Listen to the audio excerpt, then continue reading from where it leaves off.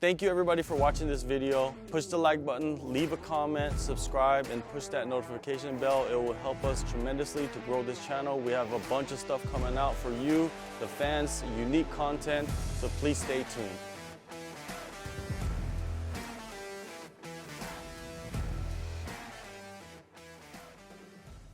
All right, JHK here for the AllStar, and joining me right now is UFC heavyweight Justin Tafa. Justin, it's always good to catch up. What's going on, man? Oh, what's up, brother? Same old here, man. Just chucking along. For sure. How's Sydney, man? How's Australia? You know, there's restrictions going on everywhere in the world, and it seems like Australia is pretty tight with it. What is your situation?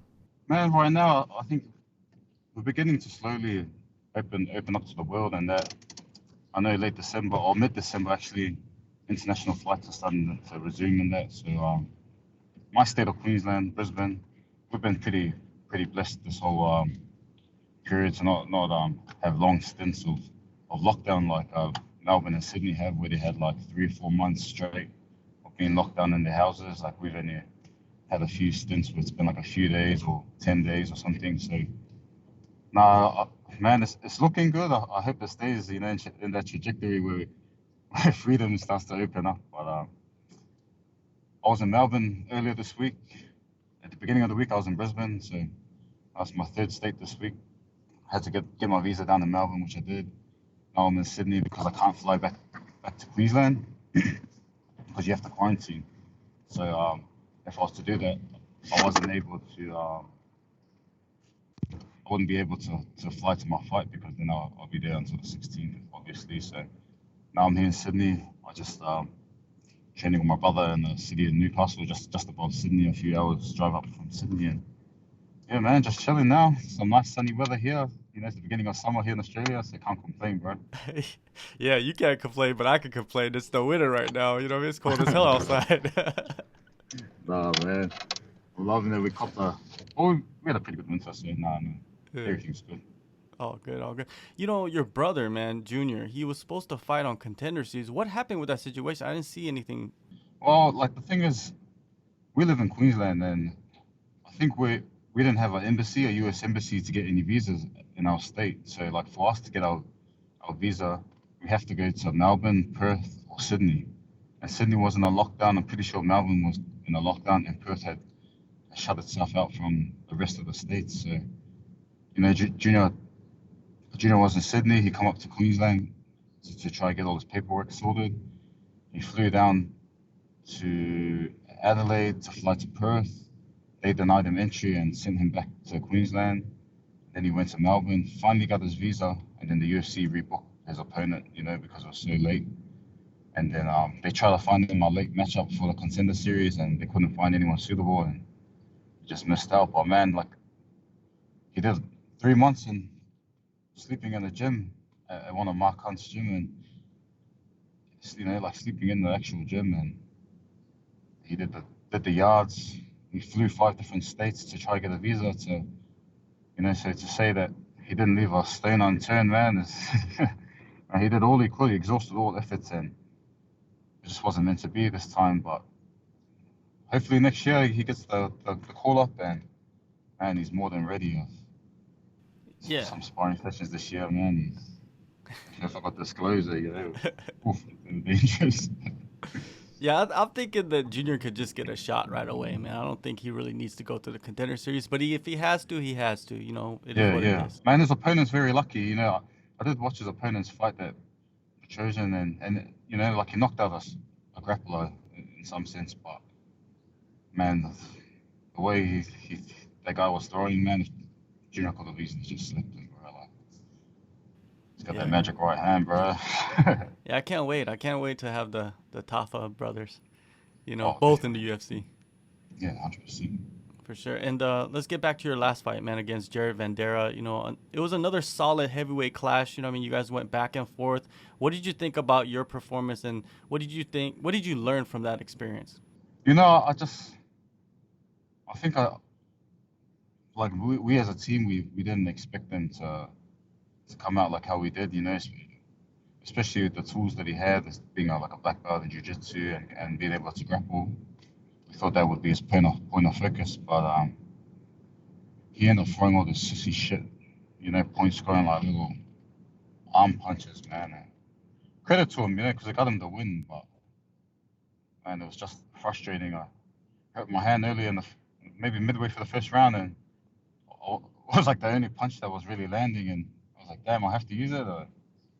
But now, man, credit to him that his team did a lot of homework on me and nullified a lot of things early, and I could see that, and it kind of caught me off guard because I thought that they were going to use a more grappling emphasized game plan, and they didn't, and kind of caught us off guard. But at that point, I knew I could still make a fight out of it, still try to chase a knockout, um, and make it a entertaining brawl, and I was robbed of a couple bonuses already, so I wasn't gonna get robbed of another one, man. You did do some damage. I believe he was pretty bloody after that fight, right? Yeah, definitely. Like when it comes to damage wise, man, nothing he hit me with even like it was more annoying than anything because I knew that he was just trying to accumulate points. But everything he was throwing was like there was no weight behind it, and it's kind of hard to knock guys out like that because he's a tall guy and he's just like uncommitted with his strikes and his head was out. It was like very frustrating night for myself. I could have come better prepared for that kind of style. And, um, but it is what it is. I've learned from that now, and this next one we haven't just kind of guessed like what kind of style they're gonna come out as. We just cover all bases and be ready for everything that we can expect. Yeah, and you mentioned the next guy, the next opponent, Harry Hunsucker. He's a guy that will come out there and try to bang with you, right? But then you said the other guy was going to probably try to do that with you, but he didn't, right? So what type of fighter do you see in Harry? Um, I don't know. I know I've watched a few of his fights and he's come out a certain style, but I think he learned from the last fight. Man, you fight some of these guys from our neck of the woods, you ain't gonna get the same reaction when guys throw little. Like I know he's apply this pressure to some guys in the local scene in America, and they kind of fold. For us, man, it's a nice little challenge for us. And you throw hard at us, we'll throw hard back, kind of thing. So I feel like he's gonna try use some of his other tools that he has because he knows it didn't work for him last time, especially against like Bam Bam. He tried to come in with that kind of figure and Bam finished him. So if he tries that, I got some good tricks for him. NTG, that's where you've been doing most of your training camp, right? But Yeah, the shout out to last the week or boys. so, you've been traveling around, but you have your brothers with you, so it's nothing really changed, huh? Yeah, no, man, I've had my camp at NTG. Shout out to Nugget and the boys there at the gym. It's a good gym, man. Top of the line facilities, just like anywhere else around the world. But the good thing is that it has some core values. It's one of the first solid Thai boxing gyms in Australia. And they still have these values today, man. Like some of their sparring sessions are pretty intense, but yeah, now it's kind of like the taper down phase. Still get that conditioning in, go through some stuff, some little strategies and drills right now in Sydney, and just have some little debates on some things that we should implement or not. Definitely. Is there anything new that you implemented in the last few months, even before training camp? I think I've been running more this camp. It's something I didn't really do much because I kept carrying injuries from footy, from rugby league when I was playing. I didn't really run much, but this last camp I've been running. I've been doing the track work and that, so just getting that extra energy source for those brawls. So you can slick them every time, huh? Yeah, 100%. So I can slug it more, bro. What type of, fight are you expecting in Las Vegas this time around? I'll imagine it'll be like he'll be coming to throw his hands as he does. He's gonna just test it out until he can see if he can grapple or not. I shut down his takedowns and then I watch him get scared. The fight, it's on December 18th in the U.S. You fly home after that, family, Christmas. I'm pretty sure you're looking forward to that too, man, because you don't have to worry about training. You don't have to worry about camp, nothing, huh? Oh man, I can't.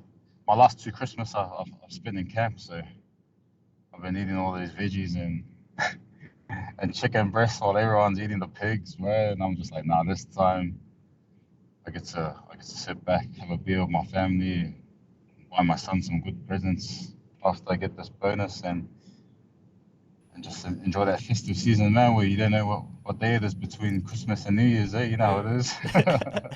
Just chill. Just chill, bro. For sure. That's nothing better in life, right? Oh man, I haven't done this so long, so I forgot what it was like. Yeah. Eugene Behrman, City Kickboxing head coach, right? You know him. He was talking about maybe later in 2022 bringing a big pay-per-view to Australia or New Zealand. I'm pretty sure you want to be on that card. How would it be to not fly across the world? Does it hinder you a little bit flying all the way to Vegas? Yeah, definitely. That was another thing too. Like my last fight, I think I arrived Wednesday or Thursday, and then I fought that Saturday, and it was a bit. I remember my manager Danny was like, "Man, you didn't look gassed, but you looked tired," and I was like, "Yeah, I kind of felt it, man. Like, this is no excuse. Like they still come out and executed a good game plan in that, but it definitely, man. Of course, it takes a toll. Like anyone that's saying it doesn't is lying, man. Like what it's like to travel off abroad and long flights and the toll it takes on your body, and it takes a few days to acclimatize. That's why this time I'm flying a bit earlier than the previous time, just so I can get accustomed to the time difference a bit better. But man, if it's in Australia, 100%, I want Carlos Felipe again.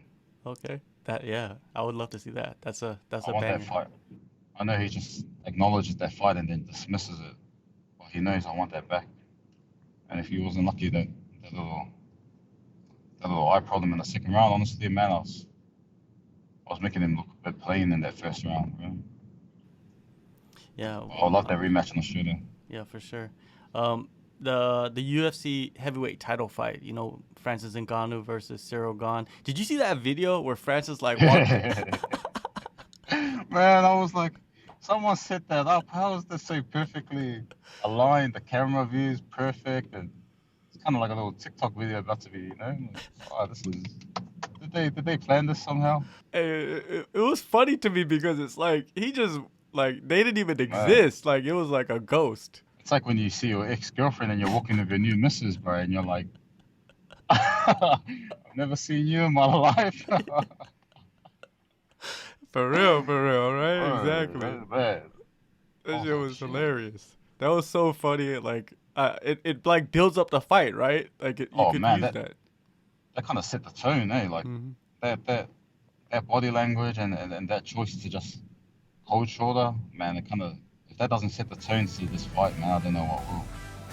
Neither, man. Well, man, you got a fight coming up December 18th, UFC Fight Night, Las Vegas. Justin, always good, man. Catching up, following your career. It's been amazing. Thank you so much for the time. Cheers, brother. Have a good Christmas, eh?